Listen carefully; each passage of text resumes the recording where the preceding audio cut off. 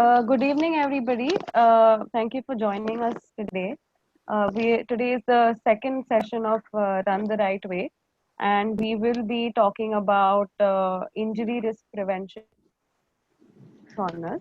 So, on behalf of the GeneBox team, Shweta. Again, Yeah, for those who've just joined us, I request you all to mute your microphones. Um, am I audible? Yeah. yes. Okay. Uh, So today we have two industry experts with us. Ashish Pandya, who holds a master's degree in biochemistry and has a biomedical patent under his name. And of course, we have Dr. Shweta Varke, who is the founder of Physiokinesis and has, been training athletes since many decades. So today, Ashish and Dr. Shweta will take us through a presentation on how to prevent injuries in marathoners.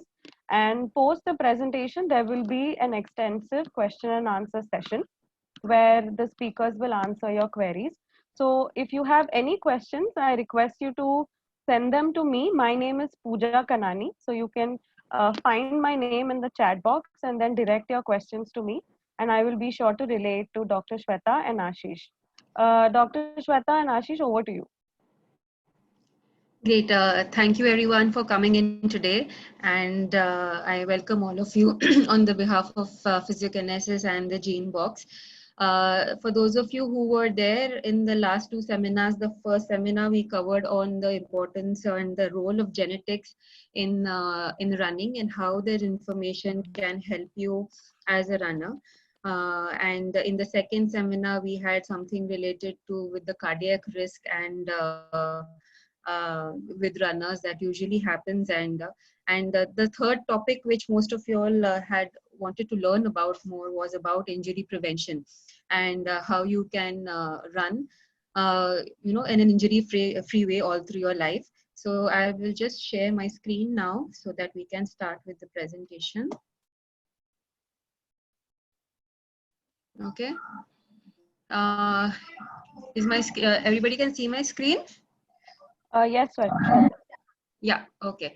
So this is an introduction to Physiokinesis. Physiokinesis is my clinic here in Thane, where we are launching the Smart Lab. The Smart Lab stands for Scientific Measurement Analysis, review and training. So this is basically, we are going to be analyzing your movement. And this is how we are going to go ahead with our analysis. So this is about Physiokinesis. We are established in 2016, and we are one of the largest physiotherapy and sports rehabilitation centers in Thane, and offering evidence-based practices to all our athletes here. These are some of the work that we do. We do marathon recovery zones and workplace wellness, and offering on-field support to a lot of athletes. So most of y'all, since y'all are runners, I think everybody has had a share of injuries in their life, or a little bit of setbacks in their life because of injuries. And what I would like to tell everyone is that though running or any sport for that matter, whenever you take it up, everything has two sides to it. Okay. And basically the bad news is that injuries are a part of every sport or every runner's life. Okay. And at some point or the other, you're going to go through it. But there is also good news to it, and the good news is that you can predict and prevent most of the injuries if you understand, and you do take immediate treatment. So that's what we are going to talk about today, and this is what we are going to say. So the kinetic chain of the body. So what we are trying to explain in this slide is that our bodies are linked to each other. Okay, they are not separate. Even though if you're running through your legs, the power of the running also comes from your core, which is again attached to your upper body and also to your head. So everything is linked to each other, just like a bicycle chain. So even if one link is off, somewhere, it is bound to cause a stress or a tension somewhere. So just to understand it is that if you are having a stiff hip, it can have an impact right from your back to your ankle. If you have an ankle injury, it can have an impact right to your back or to your shoulder also. So just to give you all an idea, that's how our body actually works.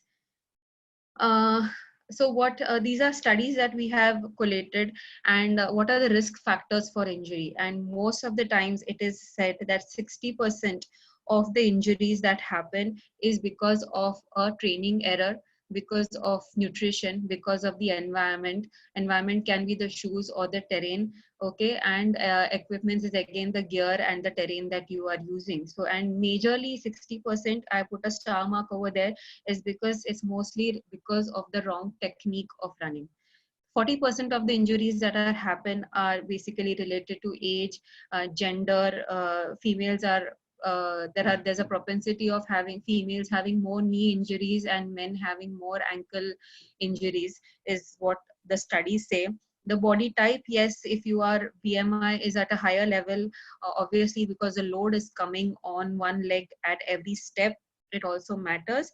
And the skill level, what we have in a recent study or a recent webinar that I attended for runners from experts of the field, where they say that running is actually a skill, just like how we think swimming is a skill, riding a cycle is a skill. The brain also processes the activity of running as a skill level. So basically improvising on your running technique is basically getting yourself up the skill level.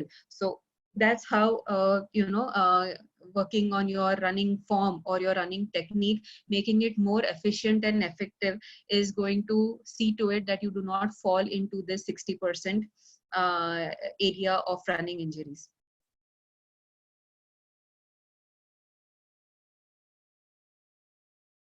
Okay, so this is a slide by running physio, and he has a lot of good stuff online if you all ever want to go and check it out.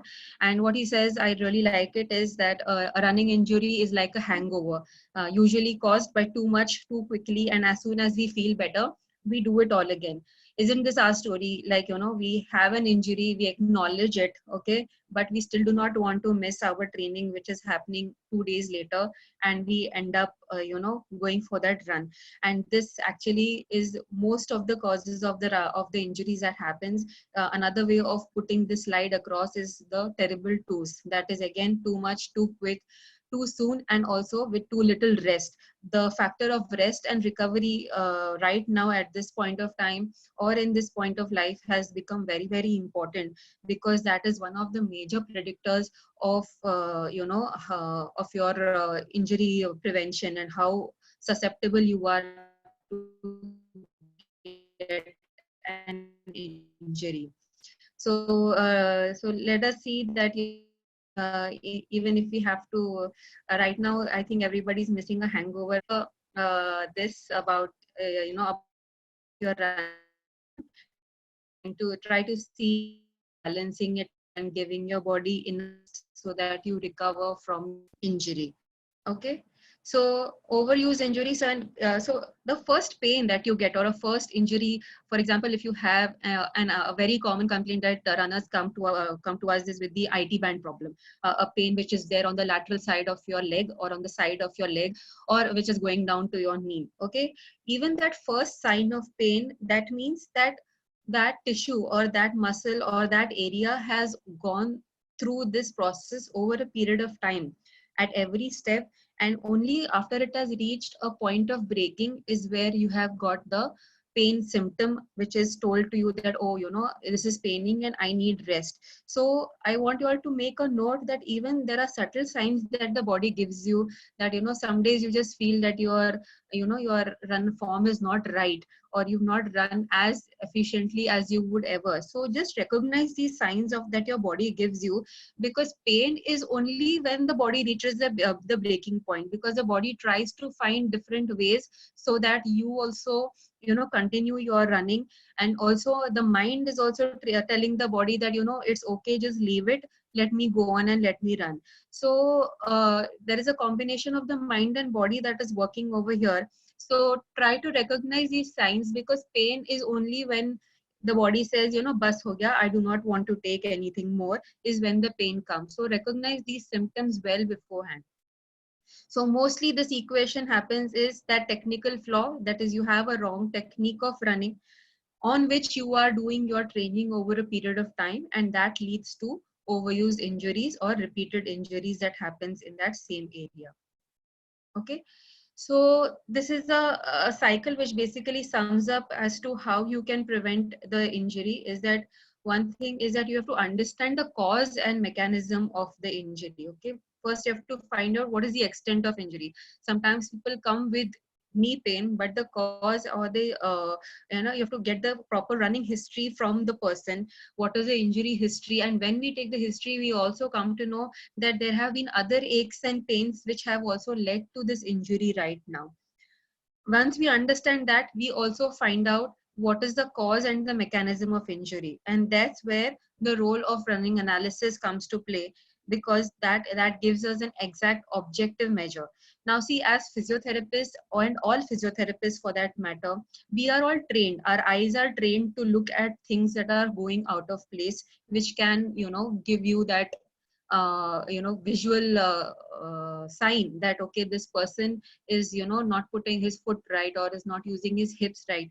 Our eyes are trained, but once we objectify this thing, it gives a more meaning to that observation, because now we can also measure whether it is how it is going. So then it goes on to managing the symptoms. So it tells us that where we have to go, go, which muscles do we have to stretch, which muscles we have to strengthen, whether this is a play between mobility and stability, and whether how do we see to it that you run in a more efficient way. So once we do the analysis, we analyze and manage the problem by giving you the intervention.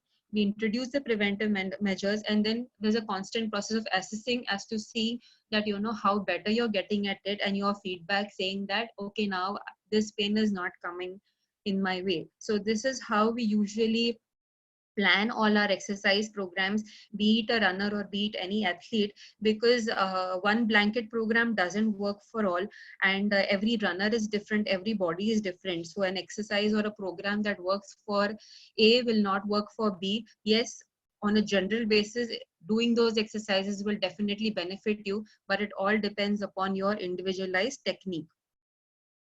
Okay, so this is how we work about when we are treating a patient. Okay, the first is that, so the base or the foundation of any injury or any sports is we have to do the load management. So for example, if you are injured, the first thing that I will tell you is to reduce the load on that injured area. Okay, for if you are running 20 kilometers per week, I will maybe ask you to do it 10 kilometers per week, so that that area is not loaded.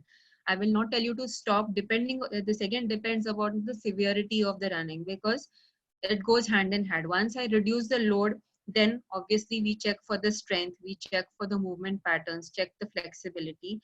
Whatever we do, taping, strapping, all the techniques we are using in our physiotherapy toolbox is all for you to improve the shades in blue. But the foundation that we work on basically is from the blue towards the green. So this is something that you all have to note, is that just by giving you all the needling or the taping, these are pain relieving techniques, that's for sure, and these work efficiently and effectively when given to the right person at the right area. But the main problem, because running, as I said, when we go back, it's a skill, and to make that skill more efficient and effective, we have to work on the foundation of these areas, that is load management, strength training, and skill of the movement.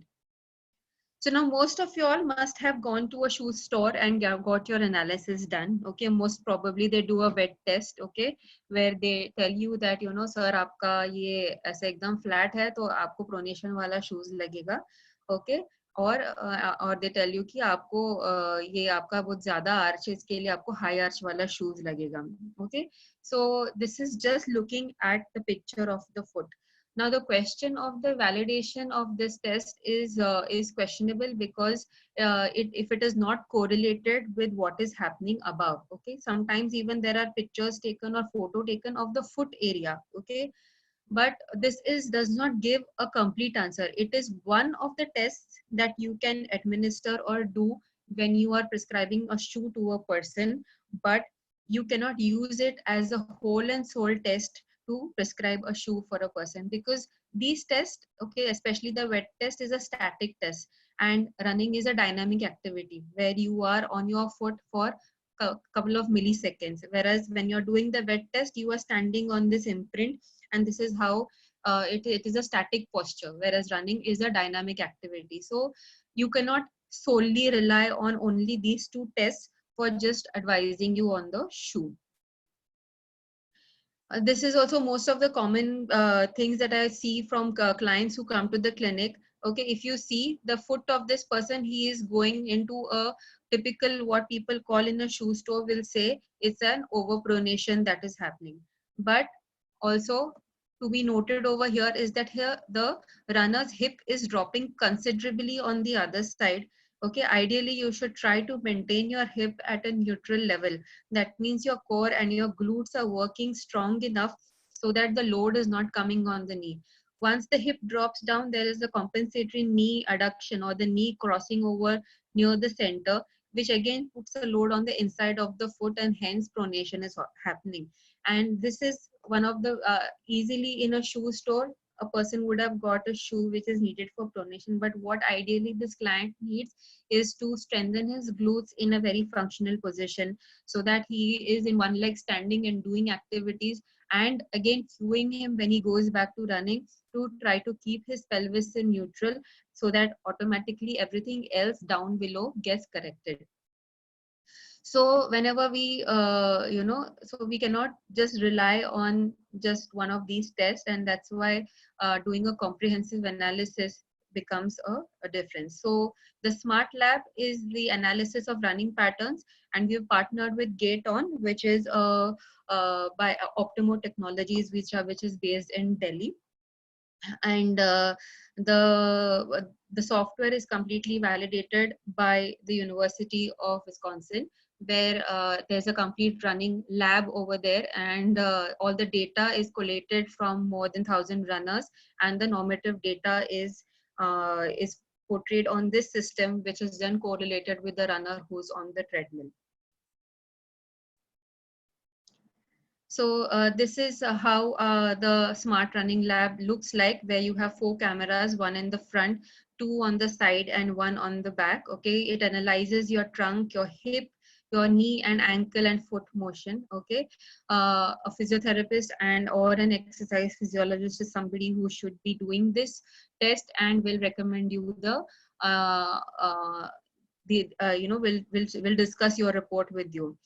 Before this, whenever we do an analysis, there's a thorough questionnaire which is taken about the complete running history, including past injuries, any conditions that the person has, any medical conditions that the person has. There's also proper physical examination is done to check whether, and then this is correlated with the running which is done on the treadmill, to just give that, as I said, as I said that today, even if we didn't have the system, as a physiotherapist my eyes are trained to look at these imbalances, but getting these values has just changed practice so much, because we know objectively where one stands and what he needs to work on, and also then our exercise program and his training, so that we see that he becomes a more efficient and an injury-free runner.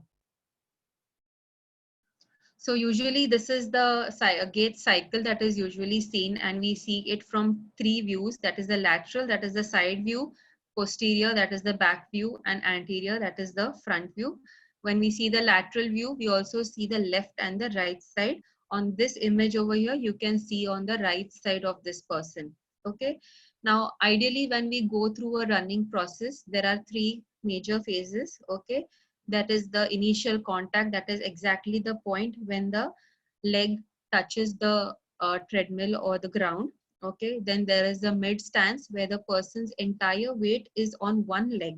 Okay, and push off, that is when you are propelling through your leg where your toe is the last point of touch, which then comes back forward to take the next step of initial stance. So this is in short a gait cycle. I hope everybody is on the same page with me. If you all have any questions, I'll be happy to answer you all in the end. But just to show you all, ideally this point, okay, if you see, this is this angle is 176 degrees, and this angle should be less than 160 degrees. A straighter knee means that your shock absorbing capacities are less and you are directly landing on the heel. If you can see, the runner over here is landing on the heel, and the heel is the area which is exactly a bone which is hitting on the ground, and the shock absorbing capacity is not so great.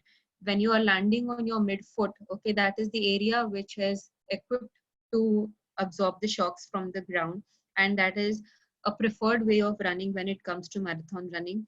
If this runner is a sprinter, I would have gone ahead and said, let us see, how your running is, and then the goal is. But if you are a marathon runner, I would definitely advocate or tell you all to just try to see that you're bending your knee a little bit more. Now, this also suggests that this person is overstriding. Overstriding means that you're taking a very longer step compared to where you're supposed to be. And this can also cause an injury. I'll just go back. Now, again, when you are in mid stance approximately 1.5 times of your body weight is on your leg minimum. Okay, maybe more depending upon the terrain. If you are running uphill or downhill, it becomes more. Also, when do you see that again the range over here is supposed to be below 140, and here the runner is at 158. Again, you need good shock absorbing power when you are landing on one leg, because your entire body weight times 2 is on your leg. So these are the informations that we can get from a running analysis. Again, if you see from the back view here, you can notice that the foot is going into overpronation, but also you can see that his hip is dropping considerably over here on one side, and that is the reason the compensatory foot pronation is happening. And so normally this person would have got a pronation support shoe, which he doesn't need. He has a good arch, he has everything is pretty much stable. It's only thing that he needs to work on is the control of the knee. Again, on this here in the anterior view, whatever we usually see is of the crossover gait. If the person is crossing the midline, ideally when we tell runners, we tell them that you have to see to it that both your knees, your hips and your ankles are pointing in front, and that you are running in a straight line. So if you had to put footprints, they should be equally on either side of a straight line which is drawn through the midline of your body. But if you're going across like a catwalk, okay, or a weaver, like a position, this causes a lot of tension around your hip and knee area, and also around your plantar fascia area, and can result into injuries. So these are the patterns that we come to know, and we can retrain this runner, giving him cues, because most of the cues especially for this runner would be to encourage in a softer landing. So what happens is when we run softer on on any surface, automatically we crouch a little, our knees bend a little bit more, and hence this enhances the shock absorption capacity of our joints. So this will be one of the cues that we can give this runner to improve. So this is a short snippet of our running assessment form, which we share in our clinic with our clients. It gives us a lot of information, because most of the times the history itself gives us the information, and the analysis just quantifies. Excuse me, I'll just have some water.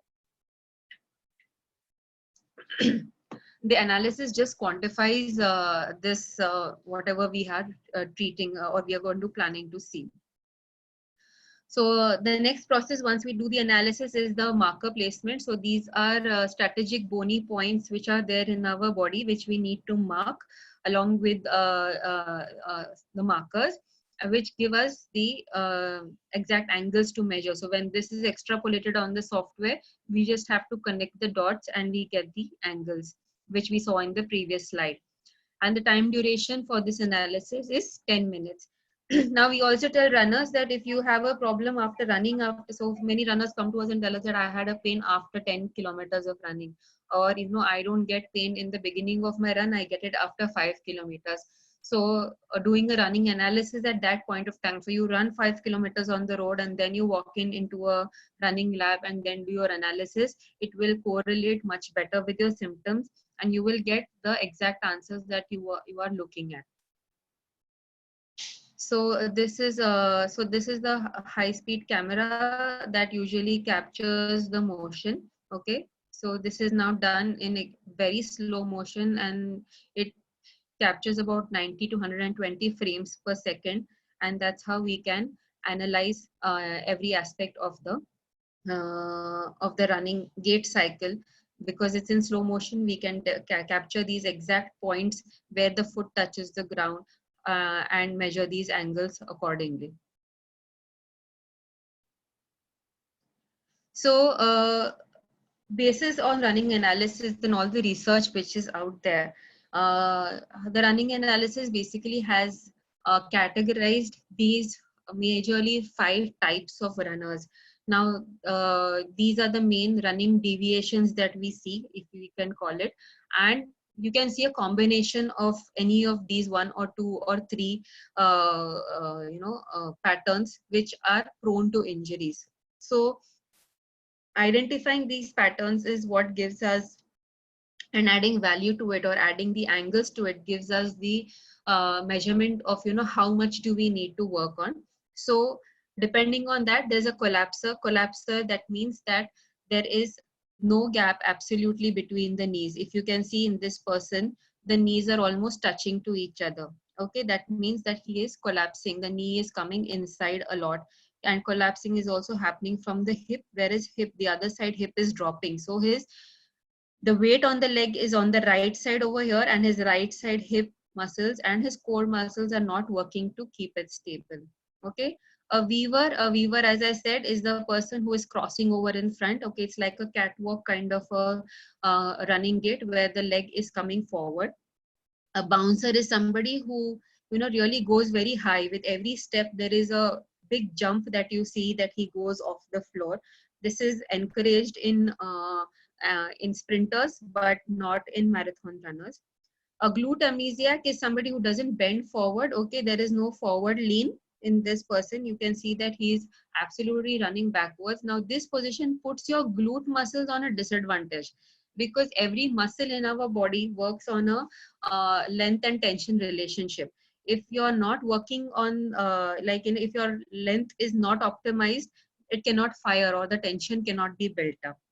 And an overstrider is somebody who is taking a longer step, as we saw in the previous so the step length is longer than it's supposed to be, and it is going way ahead from the body line. Ideally in marathon running, your running base has to be within your body limit, within the base of support, that prevents, or that is it's an optimal space for loading to happen. Once it goes forward, a lot of issues come because your base is widened and the muscles are loaded in a abnormal way. So just to give you all, you all come to us with these problems. Most of the runners come with these problems, that is patellofemoral pain, that is pain in the front of the knee. ITB syndrome, I think everybody diagnoses themselves as an ITB pain. Proximal hamstring tendinopathy, which is a hamstring pain that you feel in the back of your hip. Tibial stress fractures. Okay, I have seen 2 tibial very severe stress fractures that have happened, again because of overuse and simply neglecting of the pain. They just assume that this pain is happening just because of of training. And when I saw that there is no difference happening with any of my therapy, and we are listening to the history itself, it is like, please take an X-ray and see, and a tibial stress fracture was right in there. So it's a very subtle pain which you get, and it's very common in beginners, because in beginners, when you are a beginner runner, you're a little heavier on your foot. Only when you get a little more efficient and effective, then you become lighter on your foot. So tibial stress fractures, shin splints are very common in this, and this is also again associated with this overstriding pattern.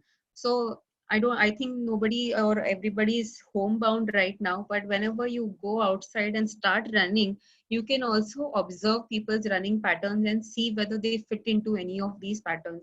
And even you guys can predict whether these guys can have some injuries or no. So again, the crossover gait. Okay, this is the next abnormality that we saw. Okay, in the crossover gait, again you see the same things, that is ITB, medial tibial stress syndrome, bone stress injuries, and the greater trochanter syndrome. Now greater trochanter is the gluteal pain, because the patient complains of the hip pain. There is a constant traction that is happening on the glute muscle, which is attached to the hip, that is the greater trochanter. And because it is getting not efficient, it's not working efficiently, and there's a constant pull on it, there is a pain which develops on the side of the hip. So as we are saying, what we are trying to say is that these are the symptoms, but the cause is basically the technique. Increased vertical oscillation. Okay, this is also because of, the person is trying to they jump a little bit more. Okay, it is probably again a technique. There is a vertical oscillation, that means that they are going a little more above. This is the baseline, and usually when you see runners, there's not a big jump that they do, which you usually see in sprinters. But this can also cause a lot of joint issues, because you are landing on an impact on the leg. Okay, and also can cause stress fractures if it is continued over a period of time. Again, medial collapse is basically where the knee is again coming inside. As I said, this again happens because the hip control is poor, the core control is poor. You're not compensating by leaning. So as I explained in the kinetic chain before, everything is linked with each other. One link goes off somewhere, and then everything gets, it's like a cascade effect. And the body tries to adjust in the most effective way, because for you the target is 21 kilometers, so you will bear everything and you will run the 21 kilometers. But in the long run, if you want to be more efficient, more effective, have lesser injuries, it is good to work on your technique. So this is how a running report looks like. And this is so these are the angles that we usually get. Okay, and we work on these angles and try to see that we can get them somewhere within the normal limits, so that it becomes a more efficient. So as I said, as physios, most of us are trained to see these abnormalities. If we even take a slow-mo video from our mobile cameras, and we can see this is very evident. But when I get this number, what it has done to our practice is that it has made it target oriented, it has made it more efficient and effective. So, and we can also see evolve our exercise programs, and it becomes like a customized thing, because for this runner, this is what is my target is, and this is how I'm going to achieve it. So this number gives us because it's like shooting in the dark otherwise. Okay, I know I have to improve his hip and core strength. He's doing all the exercise. Mind you, this runner has a very good core strength and a very good hip strength. Whoever reports this, whose I'm sharing, when I check objectively as a physiotherapist by doing the resistance test or asking him to do a squat, okay, very good glute strength, very good core strength. But when we put him on the treadmill, we see all these technical difficulties, and he always comes back with knee pain or ankle pain. So in spite of doing the strength exercises, then why this? So this gives us that answer that, we need to translate that strength into his running and see to it that he's using all his strength in a more efficient way in the running. So this is what the report gives us. So basically, your running style and your foot striking techniques is what we come to know. If you are predisposed to injury, okay, we can predict that, eventually if you go on with this pattern, you might end up with these issues. Once we do your analysis, we can customize and we can tell you the best shoe which is, good for you. The exercise plans will be customized to your issue, okay, and there are a lot of cadence retraining or retraining your technique which can be communicated to your coach, or which can be shown to you and trained on the treadmill, which you have to practice so that you can overcome and use all these all the interventions to get yourselves better on the road. So I would just like to Mr. Aditya Rath to unmute himself. He's one of our runners, and a very good runner, and he's a full marathoner, and he has undergone the analysis with us, and we just would like to share, Aditya, as to knowing these numbers. We've been working with you for quite some time, but knowing these numbers, how has it impacted your rehabilitation, and how are you finding it, knowing these numbers, and how the gait analysis or the running analysis has helped you? No, I think thanks for that for doing this. I hope I'm audible. Uh, so first of all, I saw there were 40 of us on the call, and there are few of people whom I have in the call whom I have run thousands of kilometers with. So you're very right. I think before even why we went to the analysis is, I think Sarika is there, AG is there on this bridge. I saw that. And they constantly kept telling me that something is not right. In fact, when we did the ultra also, AG told me that my landing was not right. Sarika keeps telling me. So I think one good thing was that when you run in a group, you get a lot of people who tell you the feedback. True, exactly. And that's something that I think everybody should take seriously, because it's not a by the way feedback, because all of them are professional runners, and in terms of amateur professional in that sense, not making money, but we do serious running in that sense. I think three things which has helped me. First, I think when my trainer Heta, my coach rather Heta, and you introduced me to this, I think first is understanding of myths versus reality. I have always come to you for a pain, and you have always helped me. Not today, it's been for a long time. And so the reality is that there is a stability issue and there is a mobility issue, right? Yes. So I think these two, while I have always been thinking strength come hand, which is what most gyms tell you. But I think the understanding of stability and mobility is something which Heta and you both worked with me, and she being a coach, she's now helping me through that process. The second is why that analysis also opened up is, so prior to the analysis, I did a sub 2 on a 21, right? Which to any runner is a big thing. Now, I think I did about a month and a half of training. But the analysis told me that with a lot of postures are actually because of bad running. Over the years, it would not have been the case because I have just kept on ignoring. Yes. I think you alluded to the point right up there. Yes. And third, I think what is important is that this whole myth around shoes. Yes. Okay, so anybody who sees me says that I'm a brand ambassador of a particular brand or whatever, but that's not the whole thing. It is just that I get comfortable, or we get comfortable, and we do a huge mistake just by going through a brand, or just submitting ourselves. At least I can speak for myself here, submitting or succumbing to the whole peer pressure or the brand pressure. I think it's important to get that sorted out. So I think these three elements were very important, and the report is very exhaustive. It took us at least took me a couple of readings to understand the report. And I think if it was not for Ashish and you, I would not have been running. Yes. I was diagnosed by some major physiotherapists and doctors in India to not run. Right. I think I am here. So I think that's something that yes, I got to we hope you run till you are 100 years old, and we are with you in that journey. And thank you so much for sharing your feedback, as your honest feedback for that matter. And we wish you all the best for your training with Dr. Heta. Hey, thanks so much.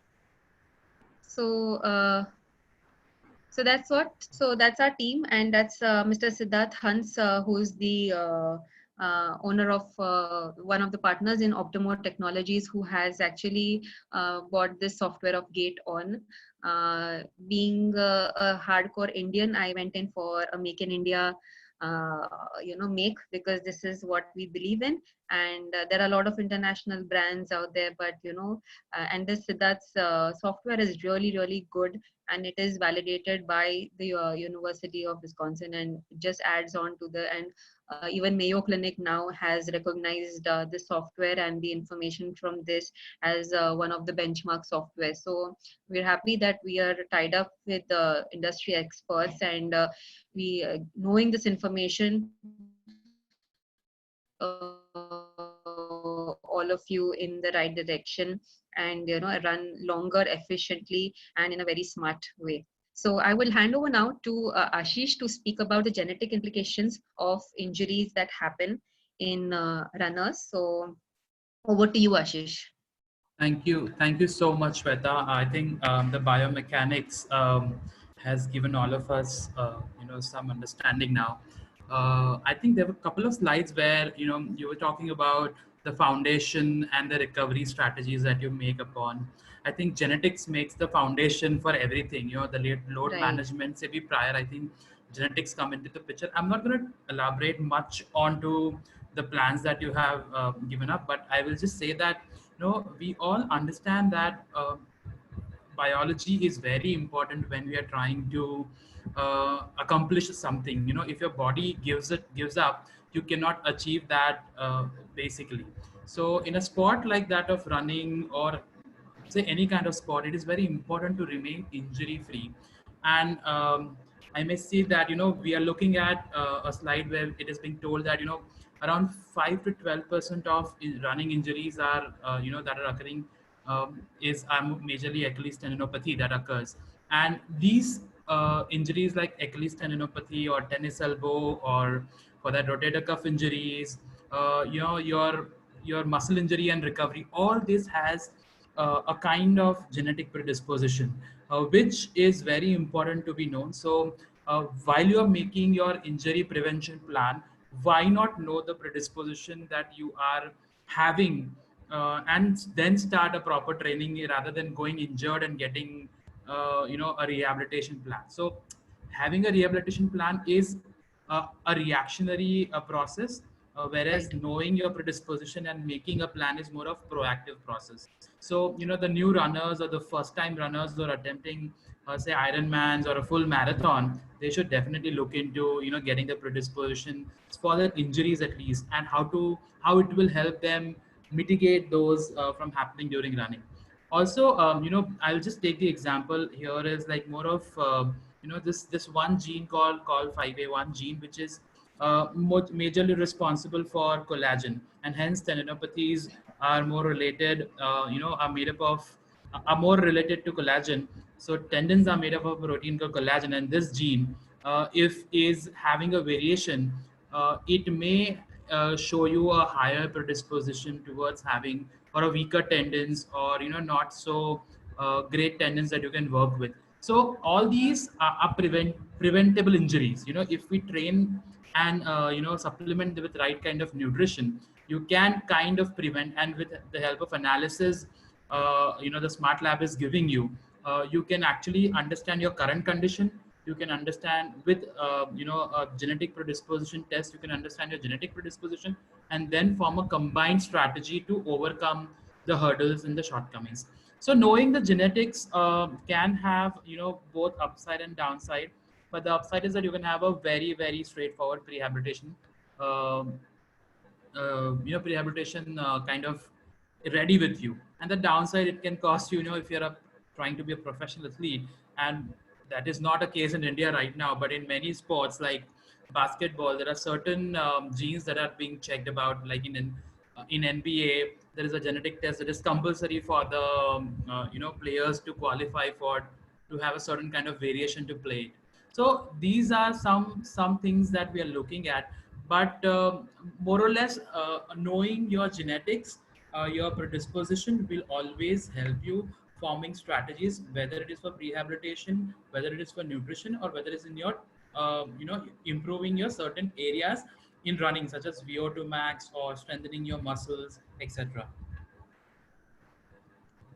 So, what genomics can tell about is more of about, it can tell you whether you are a power athlete, whether you are a sprinter, whether an endurance athlete, like, it can tell you about your VO2 max, that is aerobic capacity, your endurance, your lactic threshold. It can also tell you about your injury risk, like right from I just mentioned that your Achilles tendinopathy, your ACL, your tennis elbow, concussion, rotator cuff injury, muscle injuries. Then how does your body respond to exercise? So we also look out for muscle damage and recovery. We look out for resistance training and muscle building, fat loss response to exercise, and also tells you about the flexibility part. This is just the focus on the fitness genomics, but along with that, as we had taken up in last seminar, that nutrition also plays a very important role in maintaining your homeostasis of your body.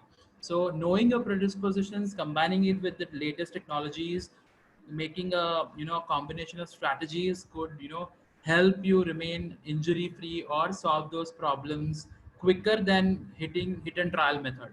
So that's what the gist of today's presentation is like. Yeah. So yeah, thank you everyone, and uh, you can follow the Gene Box and Physiokinesis on all our social media platforms. We keep putting up interesting stuff for you all to remain injury free. And now we are open for questions. Yeah. Right. So thanks, Ashish and Dr. Shweta, for that very interesting presentation. We've already received a lot of questions. The first question is from Richa Tandon, and her question is, what is more important for running, glutes or calf? It's you can't choose between two of your children, can't you? Can you? So yeah, so these both these muscles, your entire posterior chain is the power chain which is there. So posterior chain meaning your glutes, your calves, your hams. Okay, these are all the back of your leg. Okay, along with your back and your spine muscles. So these are the muscles which are going to help you power through your runs. So the importance of your glute is in your whenever you are on your stance phase, that your entire body weight is on the leg. Okay, at the same time your calf is also working very strongly to avoid your leg from collapsing. So it is, you have to strengthen both. These are runners muscles and you have to give them equal attention. So you cannot choose between glutes and calf. Work on both of them and work both of them in a very functional position. Doing lying down exercises and everything is fine to a certain level, but if you are a runner doing half and full marathons, most of our exercises have to be in standing position and in the functional position of running. Okay, thanks for that, Shweta. The next question is from Pratiksha, and her question is, what are the pros and cons of bare feet running? Pros and cons of, the promoters of bare feet running, or people who do bare feet running, is that, see, when you run barefoot, automatically you are on a midfoot landing. Okay, so you are automatically in the ideal position of a marathon running strategy, because that's the area where you should land, and that's where the shock absorbing happens. And automatically when you are landing on the midfoot, so imagine if you are going to be running in your house or with landing on your toes, and you do not want to hurt yourself because you're going to run on the road, so automatically you will be so light on your foot. When you are so light on your foot, your muscles from your foot to your legs to your core, everything is much more engaged than somebody who is running with cushion shoes. So you automatically go into a very ideal posture of running when you are running barefoot. uh, in terms of going barefoot, I do not advocate either, but you have to have a very slow approach if you want to get into barefoot running. You also have to take into note about what is your BMI, because body weight definitely matters. Okay, because once we have the shoes on, we give a little bit of credit of landing on the shoe or on the foot a little bit with more weight, because we're not bothered so much about. But automatically when you are barefoot, there is no cushion down there. You are completely putting your weight on that foot. So you have to be much more engaged in terms of your muscle strength. So if you are getting into barefoot running, you have to follow it very, very slowly and take it very slowly because it doesn't come in a day or not even in a year. It takes a very long time to get into barefoot running very smoothly. Uh, Considering the majority of the population, I still advocate shoes running. Okay, but finding the right shoe was really important for you. Okay, but that is considering, because we are all mostly recreational runners. We run for fun, we run for fitness. Okay, so I will definitely, if you are beginning to start running, start off with shoes. Once you're into it, couple of years down the line, you want to jump into barefoot, go Milind Soman's way. Okay, great. Another question is, I think this one is directed to Ashish. So we had this question in the last webinar also. So Ashish, when is the right time to get a genetic test done? Should it be at the beginning or should it be somewhere in the middle of the running journey? Well, I would say earlier the better. Whether you have begun the journey, whether you are yet to begin the journey, or whether you are facing, chasing certain goals. So it's genetic test gives you a blueprint of how your body metabolism is working. So basically, how your biology is working around. The training gives you the mechanics. The training helps you utilize that positives of your biology and get the best out of you. So I think it is very important that there is no good time is now. You can start doing it, get to know yourself better, know the blueprint, and build the building upon it. So that's the strategy that I would advise, that you can take a test anytime you want, and it will help you. Okay, great. This question is directed towards Dr. Shweta. Is running indoors a safe practice? Uh, Many people are running indoors these days because of the compromised situation that we are in. I am not a big advocate of running indoors if the distance is a lot. If you're running about, maximum 5Ks, 8Ks just to get your body warmed up, it is fine. There are a lot of twists and turns that usually happen whenever you're running. So whenever, it's always a 180 degrees turn that you keep taking, and depending upon the loops that you're making, it also doesn't mimic marathon running that you were doing. Now, if you were a footballer or a basketball player, I would have said, go ahead, do it, because that's what mimics your game. Over a period of time, doing these repeated turns can cause torsion. So it is like, doing this kind of an activity on your ankles and on your knees. Now, if you have very good strong hips, you have a strong core, you are doing all your mobility drills, you are doing your flexibility, you're doing your stretching and warm-ups and cool downs, your body, as I said, your body gives you the signals. Okay, do it if you feel like doing, and if that makes you happy. But also take this into account, that somewhere it is going to cause some pressure and some uh, damage somewhere. I won't call it damage, but it is a stress somewhere, which can eventually lead to an injury. So take care. If you have planned or doing a 21K at home, see to it that you have recovered well enough before you load that area again. If you go back to the pyramid slide that I had said, it's all about loading. Okay, so if you're going to be loading your joints in an abnormal way, see to it that you also give it enough recovery time to get back to normal. Yeah, I think that was a very relatable question considering the current scenario. So we have time for a couple of more questions. So if you have them, please send it over to me.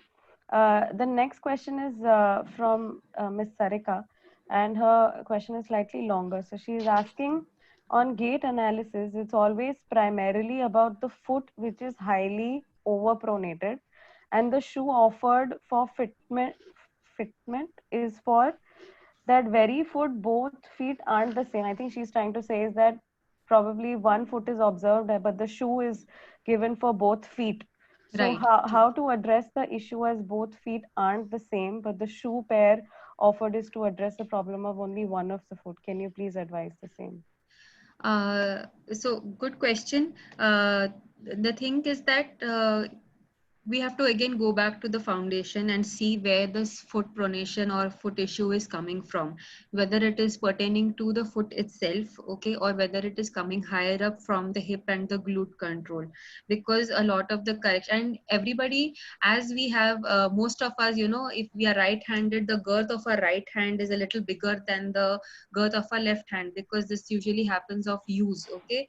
And that way, even running, there are imbalances that happen over a period of time.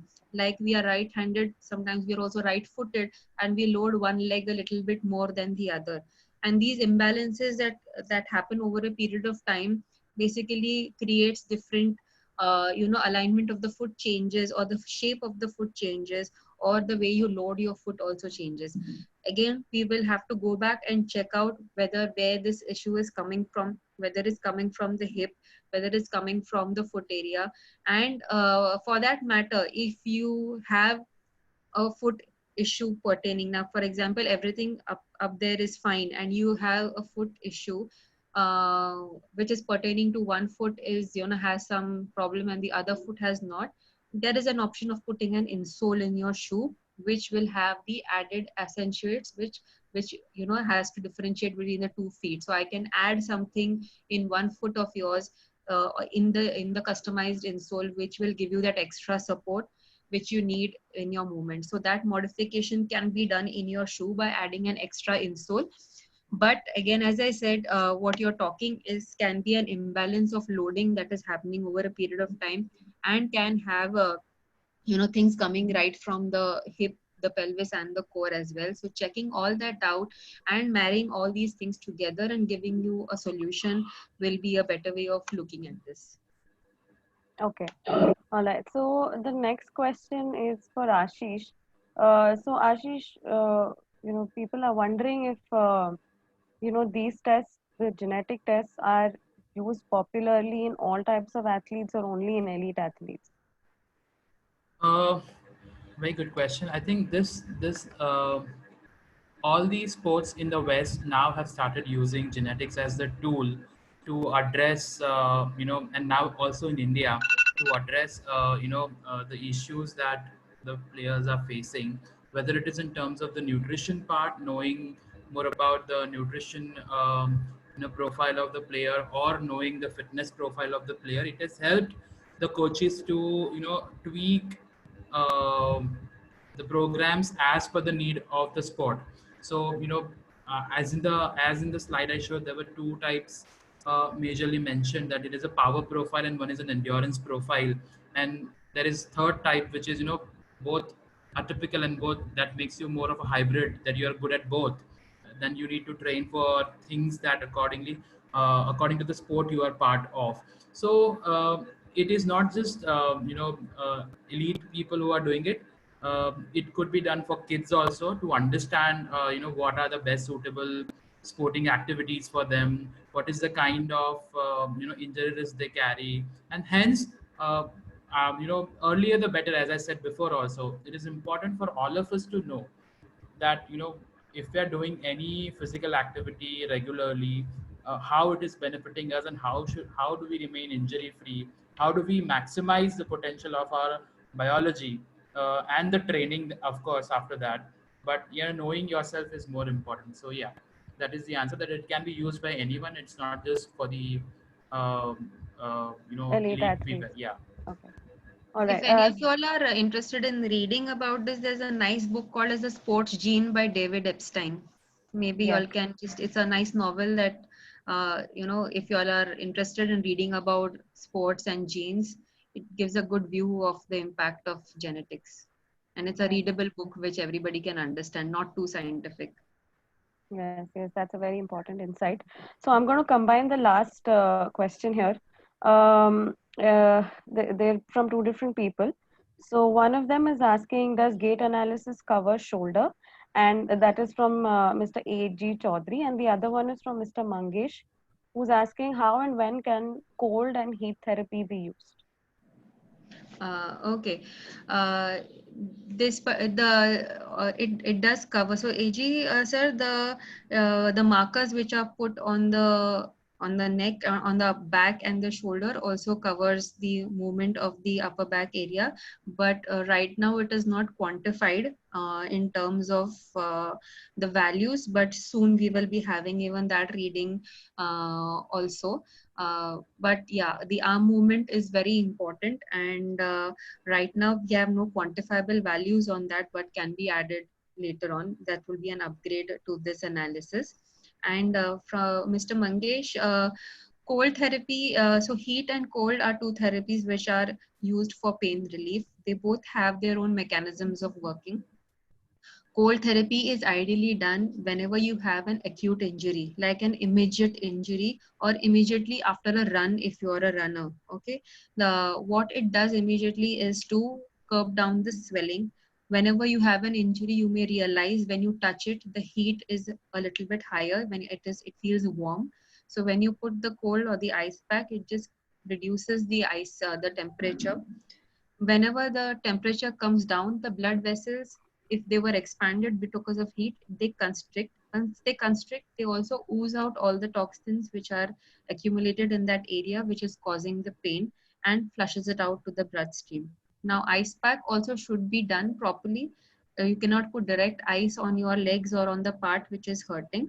It is better wrapped around a cloth, and the temperature should be such that you can leave it on that area for about 10 to 12 minutes. Mostly people keep ice and then keep removing and keeping it and removing it, keeping it. It doesn't serve the purpose.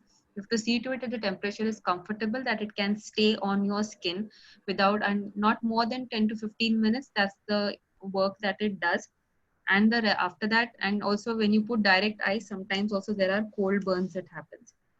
Now, when do you put heat is when you feel stiff, or when this injury has become a chronic injury, an old injury, and now you present yourself as, feeling your body feels really stiff and that joint feels really stiff. Now, putting heat or warmth in that area also definitely helps to open up and makes your tissues a little softer so that you are more flexible. Again, heat, as I said, a wet heat, that is using a moist towel or taking a slightly warmer shower, is much more preferable than just using an electric heating pad. And again, as I said, it shouldn't be so much that it is really burning your skin, because we have many people who use such hot water bags which gives them a scald. So please don't use that, because then the body perceives it as a wrong sensation of pain. So see to it that the temperature of both heat and cold is optimum that you can bear and can leave on your skin for about 15 to 20 minutes. All right. Thanks for answering that, Dr. Shweta. So this brings us to the end of our webinar. In case you still have more questions for Ashish or Dr. Shweta, please get in touch with them. You can reach out to them on their email address or WhatsApp them. And so yeah, thank you everybody for your time. I hope that you all stay safe and stay fit. We will be having more webinars, and as usual, we will keep you posted as and when they happen. So thanks everybody for attending. Thank you very much. Thank you very much. Yes. Please share your feedback about the session. Pooja will be sharing a feedback form on the WhatsApp group. So request you all to please share the feedback. I hope you all have learned at least something today about the gait analysis, and try to identify these 5 wrong patterns in your friends and try to correct them, since you all are now equipped with the knowledge. And see you all soon running around Thane, for all those of my runner friends who have come, who are in Thane. So hope to see that things open up, because I think we're all really missing getting back to the road. Thank you for attending. I think the next topic that we will be discussing is about nutrigenomics. That is how nutrition and your genetics correlate to what you are eating and how you are eating it, and how you are metabolizing all these foods in your body. So this is something that we will be talking to you, and we will post and let you know about the dates when we will be doing this next. Please share your feedback. Once again, thank you very much for attending and taking this time out, and I will see you soon. Bye. Thank you.